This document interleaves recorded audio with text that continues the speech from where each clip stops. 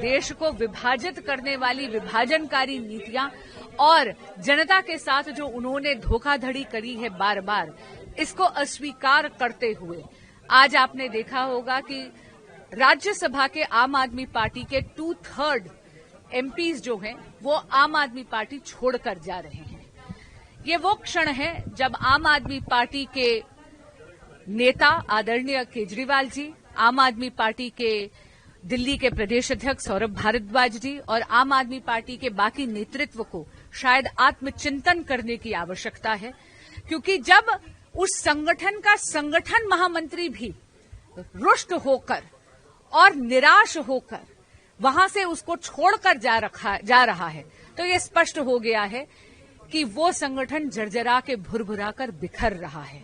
ये क्षण उनके आत्मचिंतन का क्षण होना चाहिए। उन्हें एक बार अपने गरेबान में झांक कर देखना चाहिए और आदरणीय प्रधानमंत्री श्री नरेंद्र मोदी जी की विकास की नीति, राष्ट्र प्रेम की नीति और भारत मां का जो भी सच्चा भक्त विकास की इस गंगा में जुड़ना चाहता है, उस प्रत्येक सदस्य का हम स्वागत करते हैं। धन्यवाद। जिस तरह से अरविंद केजरीवाल और आम आदमी पार्टी टारगेट कर रही थी, तो ये स्वाभाविक ही था, इसमें कोई नई बात नहीं लगती। और लेकिन अगर उनके कुछ सांसद भी आ रहे हैं तो उसका हम स्वागत करते हैं। क्यों? क्योंकि अरविंद केजरीवाल भ्रष्टाचार के पर्यायवाची बन चुके हैं। लूट का शासन दिल्ली में उन्होंने किया, अब पंजाब में कर रहे हैं और पंजाब की जनता के ऊपर जो पैसा खर्च होना चाहिए वो पैसा गुजरात, गोवा में अपनी राजनीतिक पूर्ति के लिए वो कर रहे हैं। इस बात जगजाहिर है और कई सब लोगों को मालूम है। और राघव चड्ढा या बाकी लोग अगर उनके भ्रष्टाचार में उनका सहयोग नहीं करना चाहते हैं, जैसा उनके बयान से लग रहा है, तो मेरा मानना यह है कि हर वो आदमी जो व्यक्तिवादी पूजा में विश्वास नहीं करता, वो वहां रहना पसंद नहीं करेगा। क्योंकि अरविंद केजरीवाल के शासन में तो एक ही बात चलती है कि उन्हीं की मानो और उन्हीं की आपको हामी लाना पड़ेगा।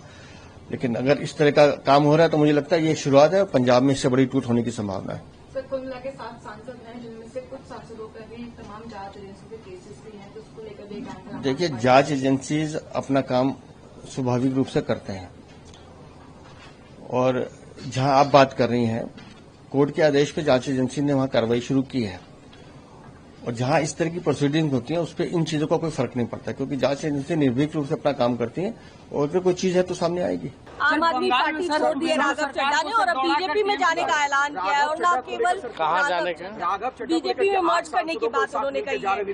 हरभजन सिंह, स्वाति मालीवाल सहित अशोक मित्तल, संदीप पाठक, ये तमाम लोग। अब जो लोग भी जा रहे हैं, अब जान रहे सब लोग कॉम्प्रोमाइज हो रखे हैं। जो डरा है भाजपा में गया है, जो बिका है भाजपा में गया है, जो संघर्ष कर रहा है, लड़ रहा है देश के संविधान लोकतंत्र को बचाने के लिए, वो लोग भाजपा के खिलाफ खड़े हैं। अब तो लोगों को भी, आम आदमी पार्टी हो या सब लोगों को सोचना चाहिए कि इस तरह के जो लोग हों उनको हम लोग पहचानने का काम करें। प्रधानमंत्री जो आइडियोलॉजिकली जो जुड़ा हो, अब ऐसे तो भाजपा ईडी सीबीआई लगा दीजिए। अरविंद केजरीवाल जी मनीष सिसोदिया जेल में थे तो ये लंदन में थे, सब लोग जान रहे थे उसी टाइम जो है भागे हैं या भगाए गए हैं, चाहे जो भी बात हो। तो देखिए फर्क पड़ने नहीं जा रहा है, लोगों की असलियत जो है वो सामने आ रही है। सर, अमित शाह ने कहा है सर कि 4 मई के बाद टीएमसी के गुंडों को लटका देंगे उल्टा। पहले भाजपा का गुंडा को तो लटका है, 7 को मर्डर केस है, उसको तो सीएम बनाते हैं लोग। मैं तो ये कहना चाहता हूँ कि आम आदमी पार्टी सुचेत रहे।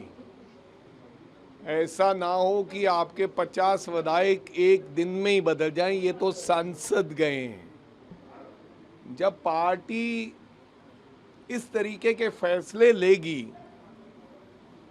कोई मापदंड नहीं होगा जब उनको राज्यसभा बनाया गया, तो फिर ऐसा तो होना ही था, ऐसा तो संभव था ही।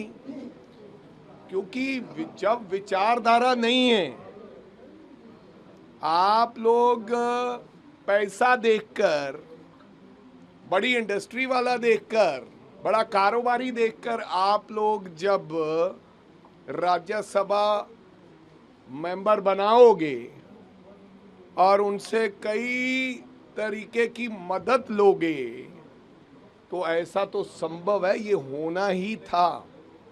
मेरे को तो चिंता है कि कहीं इसी तरीके से विधायक ना भाग जाए, क्योंकि कईयों को डर है, कईयों को पार्टी से रूठे हुए हैं, क्योंकि जिनका काम ही है, जो कोई विचारधारा से तो वो जुड़े नहीं थे, किसी विचारधारा से तो वो जुड़े थे ही नहीं, वो तो वैसे ही आए थे और वैसे ही वो चले गए।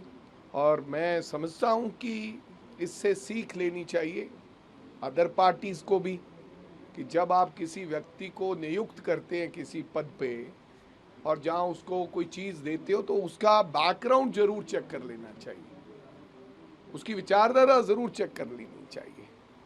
और हमें तो कोई फर्क नहीं पड़ता, क्योंकि इन जो राज्यसभा मेंबर है इनकी कोई रेलेवेंस पंजाब में तो है ही नहीं। हाँ, ये रेलेवेंस तो है कि ये पैसे वाले उद्योगपति हैं, इनके बारे में पंजाब में पहले ही कहा था कि वर्करों को बनाना था, जब ये बने थे वॉलंटियर्स को बनाना था, झाड़ू वालों को ये बोला था, सब वॉलंटियर्स तो धक्के खाते रहे, किसी ने नाम सुने ही नहीं थे। राघव चड्ढा साहब नूं ते सारियां नूं वैसे तो सब नूं पता सी कि ये जितने एमपी हैं ये जाने बीजेपी में थे, और अफसोस की बात यह है कि पंजाब है सफर्ड, क्योंकि ये जितना 5 साल 4 साल जितने भी एमपी ये रहे हैं दिल्ली में, कभी पंजाब के पानियों की बात, पंजाब के बॉर्डर इलाकों की बात, पंजाब की किसानी की बात, पंजाब की इंडस्ट्री की बात, पंजाब के टेरिटोरियल इश्यूज की बात, पंजाब के कैपिटल चंडीगढ़ की बात, पंजाब की यूनिवर्सिटी की बात या भाखड़ा ब्यास मैनेजमेंट की बात कभी नहीं करी।